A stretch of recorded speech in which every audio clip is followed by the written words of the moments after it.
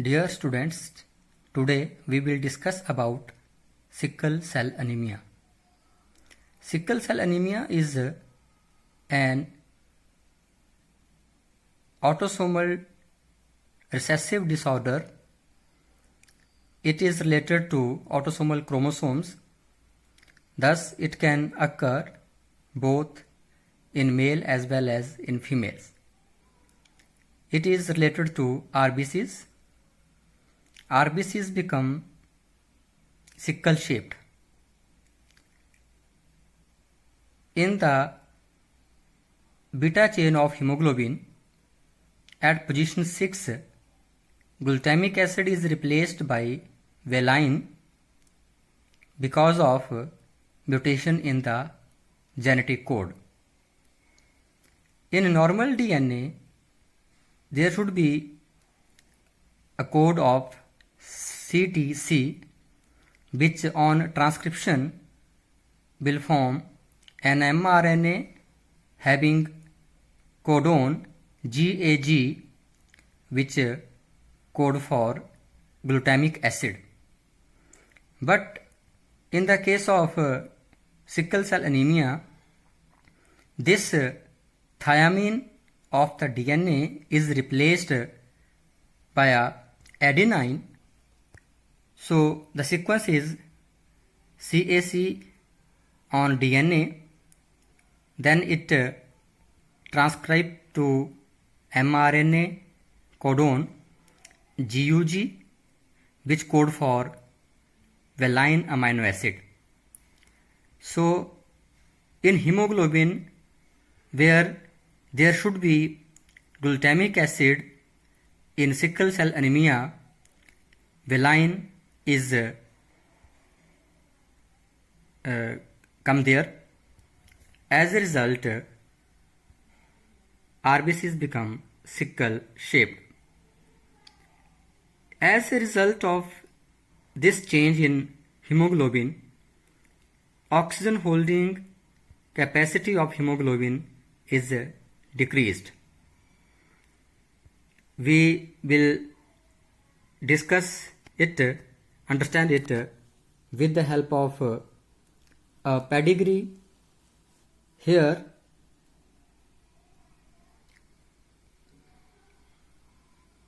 male is normal and female is sickle cell anemic. If they have progeny in which 3 children, 1 son and 2 daughters, and from the 2 daughters, one is sickle cell anemic, then the genotype will be HbA HbS of that mother as well as of that daughter. There is hemoglobin A and hemoglobin S, 2 alleles which are responsible for producing hemoglobin, and hemoglobin S in recessive form is responsible for sickle cell RBCs, whereas hemoglobin A is normal hemoglobin and is dominant over allele HbS. Thus, HbA genotypes is normal hemoglobin, HbA HbS is sickle cell anemic. If both the hemoglobin alleles are HbS and HbS, that is homozygous recessive, the disease will cause death of such child before getting maturity. Now we will take another example. Here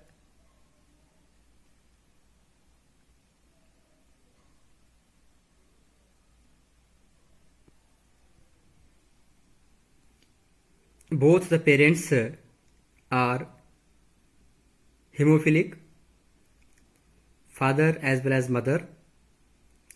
In this case, their progeny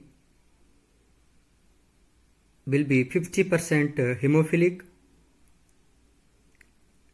25% normal, and 25% progeny will die due to due to sickle cell anemia. Second topic we will discuss in disorders is phenylketonuria. Phenylketonuria is also an autosomal recessive disorder and can occur both in male as well as female. This disorder takes place due to the absence of an enzyme, phenylalanine hydroxylase. This phenylalanine hydroxylase enzyme is required for the conversion of phenylalanine into tyrosine in our body. When there is mutation in the genes, and due to that mutation, this enzyme is not prepared, phenylalanine in our body gets increased.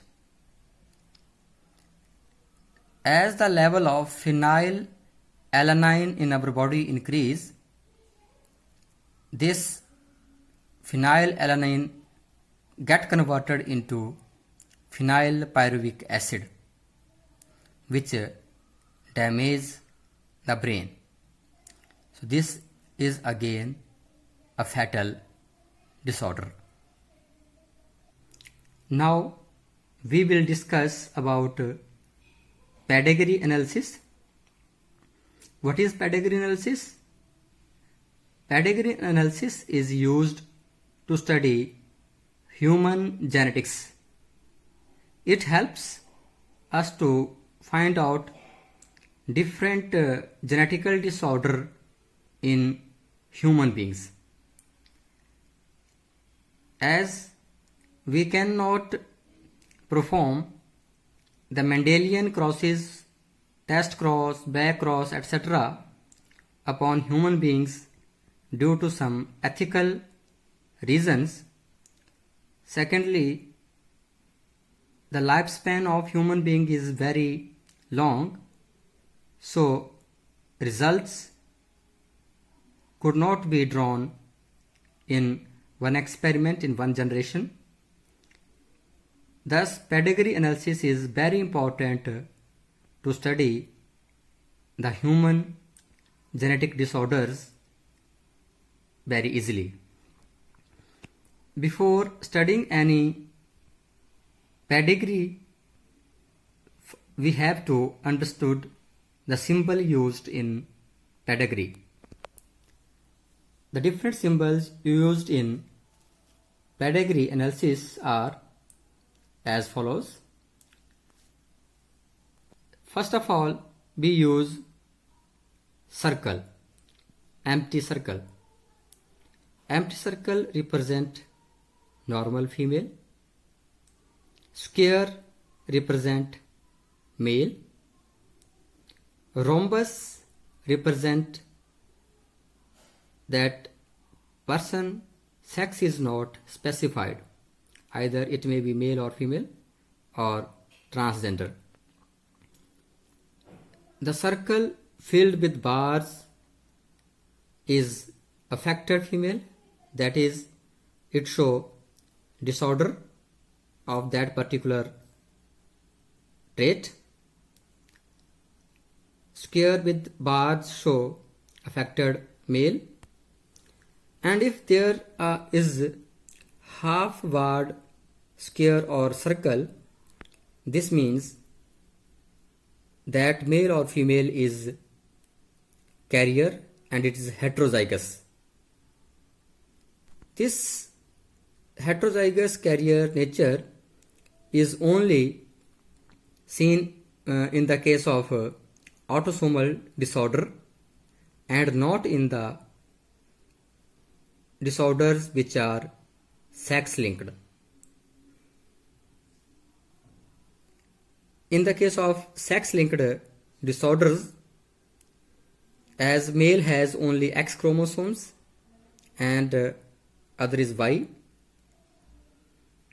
So if male have some X-linked recessive gene found, it show that disorder, and due to disorder such male do not survive. But in the case of female, as there is another X chromosome which may be normal, so in the case of heterozygous female, if it has one recessive chromosome and one normal chromosome, it can survive and it is called carrier for that disorder or disease. In the case of sex-linked disease, if a female is carrier, then it is represented by a dot inside a circle. But a male cannot be a carrier for sex-linked disorder, as we have explained earlier. Next symbol is circle and square linked by a line which represent married couple or mating or crossing. And if such circle and square is linked together by two bars, such type is called consanguineous mating. That means reproduction between close relations. This symbol represent the next generation. Next symbol is progeny or offspring. They are of the same level. They are sibling together. This symbol represent twins. One is boy and other is girl, and they are non-identical twins. That is, their genome is different. Another symbol is two twins which are linked together. That is, they are identical twins. They are monozygotical. Their chromosomes pattern is similar. And if a child is adopted, then it is represented by brackets. If it's male, then square around is enclosed around the brackets. And if it is female, circle is enclosed in the brackets. Another symbol is a square or a circle crossed by an oblique bar, which represent a diseased individual or died. Such individuals do not survive and is got dead. Now we will take an example to show pedigree. We are taking example of skin color, taking an scenario where an intermediate skin colored man marries an albino woman. They have 3 children. First and second are daughters and third child is son. First daughter marries an intermediate skin colored man and this couple have one son and one daughter. The son is albino, gave the genotype of all. So in this scenario, we will find the genotype, possible genotype of all the persons, individuals. We know that albinism is an autosomal recessive disorder. That is, and it is an example of polygenic inheritance, where a trait is controlled by more than one pair of factors. A pure black is homozygous dominant for all the three sets of chromosomes AA, BB, CC, and a pure albino is recessive for all the three set of chromosomes, that is small AA, small bb, small cc, and an intermediate is heterozygous for all the three factors, that is capital A, capital B, small b, capital C, small c. But for pedigree analysis, we are taking a single gene. Thus, a black is homozygous dominant, albino is homozygous recessive, represented by small aa, and intermediate is represented by heterozygous capital A, small a. So look at the pedigree for the above scenario. Male and female, that is couple in which female is recessive albino, that is we are representing it by bars as it show recessive trait, and male is intermediate. Its progeny, 3 children, first, second and third is the son. The first girl marries to a man which is intermediate, and they have 2 children, among which son is albino. That means it is recessive for both the traits. But as the color of the skin color of the daughter of the actual parents is not given, so its genotype may be capital A, small a, or it may be small a, that is recessive, but it should have one small a as it passed to the next generation.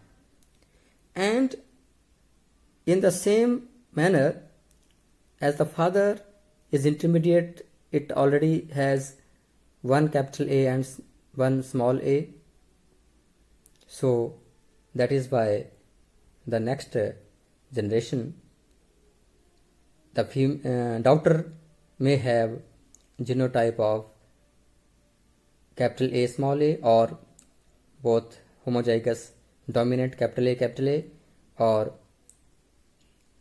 recessive AA, that is albino, but its skin color is not given in the example. So these are the possible genotype for this scenario.